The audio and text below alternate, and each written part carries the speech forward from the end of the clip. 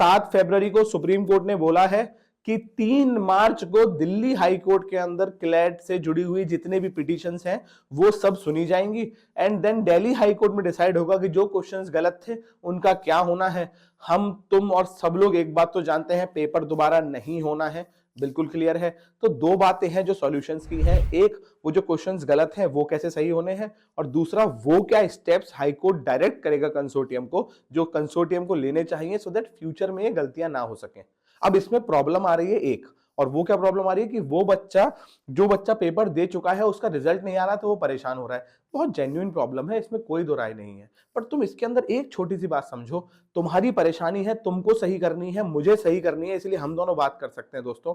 और वो परेशानी सही कैसे हो सकती है, तुम अपनी रैंक देख लो यार, तुम्हारी कितनी रैंक बन रही है, और उसके बाद एक बात समझ लो कि तुम्हारी जो भी रैंक बन रही है, चाहे 300, 400, 500, 1000, 2000, 5000, ये समझ लो अगर 3 नंबर ऊपर नीचे होते हैं तो थोड़ा बहुत ऊपर नीचे हो सकता है। 3 नंबर ऊपर नीचे होने पे बहुत ड्रास्टिक चेंज नहीं हो सकता है, पहली बात।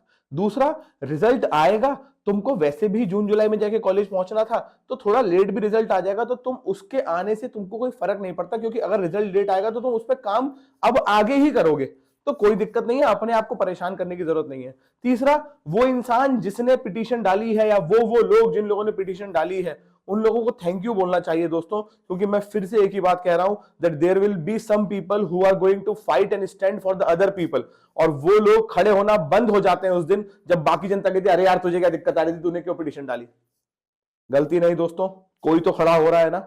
और इसके बाद इस वीडियो का दूसरा पार्ट क्या है दोस्तों, इसके बाद इस वीडियो का दूसरा पार्ट है कि हमको यह समझना पड़ेगा कि वो क्या 5 सॉल्यूशंस हैं जो अगर कंसोर्टियम मान ले तो वो सॉल्यूशन क्लैट की सारी प्रॉब्लम्स, इसके पेपर के अंदर जो बच्चे बच्चे के बीच में इनइक्वालिटी हो जाती है और ये जो गलतियां होती हैं सही हो सकती हैं। और वो सॉल्यूशन वहां तक पहुंचाने के लिए मैं फिर से कहूंगा, ये बात फैलानी पड़ेगी, लोगों को बतानी पड़ेगी, आगे तक एक दूसरे से शेयर करनी पड़ेगी, जो कि हमको लगता है बेसिक चीजें हम कर सकते हैं आज के सोशल मीडिया के जमाने में। समझ रहे हैं मेरी बात? थोड़ा स्टैंड तो लेना पड़ेगा। Those who stand for nothing they fall for everything बेटा, तो थोड़ा स्टैंड तो लेना पड़ेगा। तो अब ये 5 सॉल्यूशंस हैं, जिसमें से 3 सॉल्यूशन है इन्विजिलेटर से रिलेटेड, एक सॉल्यूशन है तुम्हारा सेंटर पे कुछ तुम्हारे साथ इनइक्वालिटी या फिर कुछ डिफरेंट बिहेवियर होता है उससे रिलेटेड, और एक सॉल्यूशन है पेपर से रिलेटेड बहुत शानदार। तो सबसे पहले 3 सॉल्यूशन इन्विजिलेटर से रिलेटेड समझते हैं और उन सॉल्यूशंस की जरूरत क्या है ये समझ। तो मैंने जैसा लास्ट टाइम कहा था वैसा मैं अब कहता हूं, अलग अलग बच्चे के साथ अगर किसी अलग अलग इन्विजिलेटर का अलग अलग व्यवहार हो जाता है, कहीं पेपर जल्दी छीन लिया जाता है, कहीं पेपर देर तक दे दिया जाता है, कहीं बहुत ज्यादा मेंटल प्रेशर बना दिया जाता है, कहीं बहुत ईज कर दिया जाता है, तो ये आर्टिकल 14 का उल्लंघन हो जाता है बेटा। और वो क्यों हो जाता है? क्योंकि राइट टू इक्वलिटी खत्म हो जाता है। हर बच्चे के साथ पेपर में इक्वल बिहेवियर नहीं होगा तो रिजल्ट इक्वल नहीं आएगा। तो इसके लिए 3 सॉल्यूशन होते हैं। सबसे पहला सॉल्यूशन होता है कि हर सेंटर पे, और ये क्यों हो सकता है, क्योंकि 4000 रुपए दे रहे हो तुम, तकरीबन 4000 रुपए इस पेपर के, एक पेपर के 4000 रुपए दे रहे हो, तो इसलिए हर सेंटर पे जहां पे तुम्हारा एग्जाम लगे वहां पे सेंटर की जिम्मेदारी है कि अपने सारे इन्विजिलेटर्स की ट्रेनिंग करवाएं,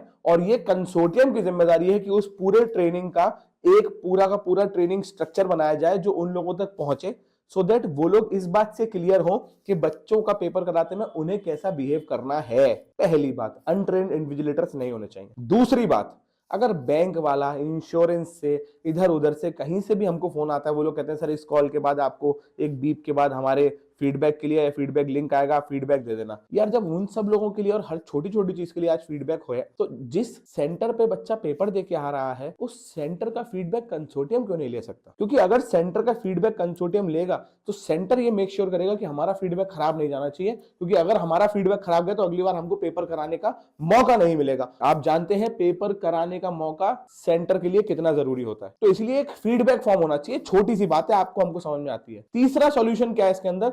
तीसरा सॉल्यूशन इसके अंदर है दोस्तों कि इन्विजिलेटर के लिए और सेंटर के लिए एक कंप्लेन पोर्टल होना चाहिए कंसोर्टियम के पास, सो दैट वो बच्चा जो जेन्युइन प्रॉब्लम में आया है किसी गलत बिहेवियर से, वो कम से कम कंसोर्टियम को कंप्लेन तो कर पाए। दोस्तों हम सबको एक बात समझनी पड़ेगी बच्चों, that it is the people who make the system, it is not the system who make the people.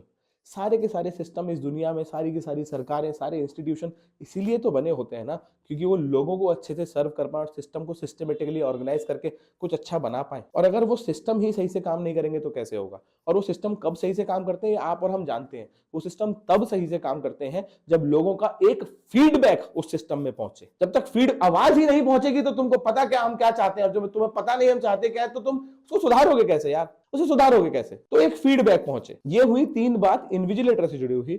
चौथी बात बहुत इंपॉर्टेंट, और वो है कि हर एग्जाम सेंटर पर, हर रूम के अंदर कैमरा होना अनिवार्य, मस्ट होना चाहिए। अब कैमरा होना मस्ट क्यों होना चाहिए? कैमरा होने से देखो कभी बच्चे को दिक्कत नहीं है, बच्चे को कभी कैमरे से दिक्कत नहीं, क्योंकि बच्चा पेपर देने जा रहा है, चीटिंग करने के लिए नहीं जा रहा है। तो अगर कैमरा होगा तो एक तो आपको क्लियर है कि बच्चा पेपर सही दे रहा है, और दूसरा कैमरा होने से ये क्लियरिटी हो सकती है कि अगर आप पेपर में देख रहे हो कि इन्विजिलेटर किसी एक बच्चे की चांद पे जाके 15 मिनट खड़ा हुआ है, 20 मिनट खड़ा हुआ है, और बच्चा बाद में कंप्लेन करता है कि सर ये पूरे पेपर में मेरे सिर पे खड़े हुए थे, तो आप देख सकते हो कि साहब क्यों खड़े थे आप इसके सिर पे, आपको उस बच्चे से क्या समस्या आ गई थी, या फिर इन्विजिलेटर सही से कॉपी नहीं मार रहा, ये जल्दी कॉपी ले ली, तो आप एक नजर रख सकते हो उस बच्चे के ऊपर। तो आपकी नजर होनी चाहिए as a consortium, as a centre, camera लगा के। ये 4 सॉल्यूशन तो हुए बच्चों उस सिचुएशन से डील करने के लिए। और 5वां बहुत इंपॉर्टेंट सॉल्यूशन है पेपर से डील करने के लिए। मुझे लगता है पेपर से डील करने के लिए ना, हम लोग सब वकालत का पेपर की तैयारी कर रहे हैं, हम सब जर्मी बेंथम को जानते हैं, हम सब ने वो पढ़ा है, जो लोग पढ़ा रहे हैं अच्छे अच्छे कॉलेज में वकालत, वो सब प्रोफेसर, माननीय प्रोफेसर जानते हैं डेटरेंस कितनी बड़ी चीज होती है। वो सब जानते हैं कि किसी भी गलत चीज को रोकने के लिए डेटरेंस होनी चाहिए, इंसान में डर होना चाहिए इस बात का कि अगर उसने कुछ गलत करा तो सजा मिलेगी। जब तक सजा नहीं मिलने का डर होता है, गलत करने से किसी को कोई नहीं रोक सकता है। और यहां सजा मतलब क्या होता है कि जो कोई कॉलेज हर अलग अलग साल पे क्लैट का पेपर बना रहा है, ये उसकी जिम्मेदारी है। साल में एक पेपर अगर बनाना है, एक पेपर, इतने सारे कोचिंग वाले इतने मॉक बनाते हैं साहब, एक गलती नहीं करते साहब, हफ्ते हफ्ते का मॉक बनाना साहब, एक गलती नहीं हो रही। एक पेपर बनाना है, उस एक पेपर के अंदर अगर कोई भी गलती होती है, there should be a penalization, there should be a penalty, there should be a सजा टू दोज पीपल जिनसे ये गलती होती है, and the consortium should penalised those institution जिससे ये गलती हो रही है। आपको, हमको, इस देश के सिस्टम को, हमारे जुडिशरी को, हमारे एग्जीक्यूटिव को, हमारे पार्लियामेंट को, और इस सब चीजों को मिलके एक ही इंसान का और एक ही कैटेगरी के लोगों का भरोसा जीतना होता है। और उस कैटेगरी के लोगों का जिस देश ने, जिस समय पे, जिस समाज ने भरोसा जीत लिया था, वो देश, वो समय और उस समाज पे उनका बहुत भला हो गया। और वो कैटेगरी होती है उस देश का यूथ। क्योंकि जिस दिन इस यूथ को इस बात पे भरोसा हो जाता है ना कि मेरे देश का सिस्टम, मेरा एग्जाम कराने वाला सिस्टम, मेरा कॉलेज जस्ट है, न्याय कर रहा है, सब कुछ सही है, वो अपना दिल फेंक के रख देता है यार उस समाज और उस सिस्टम के ऊपर। तो ये कंसोर्टियम की जिम्मेदारी है कि उसको इस बात को अपने अंदर मानना चाहिए कि हम पेपर करा रहे हैं, हम पे ये लालचन नहीं उठनी चाहिए कि 4-4 क्वेश्चन गलत हो गए। अच्छा लगता है क्या यार? मतलब 120 क्वेश्चन में से भी 4 क्वेश्चन हमारा गलत, मतलब कैसे ही बना रहे थे पेपर। तो 5वां पॉइंट है कि अगर किसी से, जिस किसी कॉलेज से पेपर बन रहा है, गलती का स्कोप ही नहीं होना चाहिए। उन लोगों को वो पेपर बना के 6 बार चेक करना चाहिए, 10 बार चेक करना चाहिए, 10 बार चेक होने के बाद चेक होना चाहिए, अगर उसमें गलती है तो सही होना चाहिए, और सही होने के बाद फिर उस पेपर को बच्चे तक पहुंचना चाहिए। और ये हो सकता है दोस्तों, हम जानते हैं ये हो सकता है, कोई गलती नहीं हो, ये बहुत आसान है। बस ये 5 चीजों का सॉल्यूशन है दोस्तों। अगर ये 5 सॉल्यूशन हो जाएंगे, ईमानदारी से पढ़ने वाला अच्छा बच्चा जो पूरे साल मेहनत कर रहा होगा, उसको सही कॉलेज मिल जाएगा। उसको सही कॉलेज मिल जाएगा तो उसे सिस्टम पे भरोसा होगा।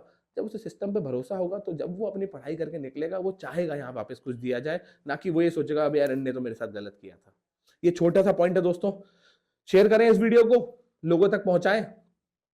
ये एटलीस्ट है वो जो हम कर सकते हैं।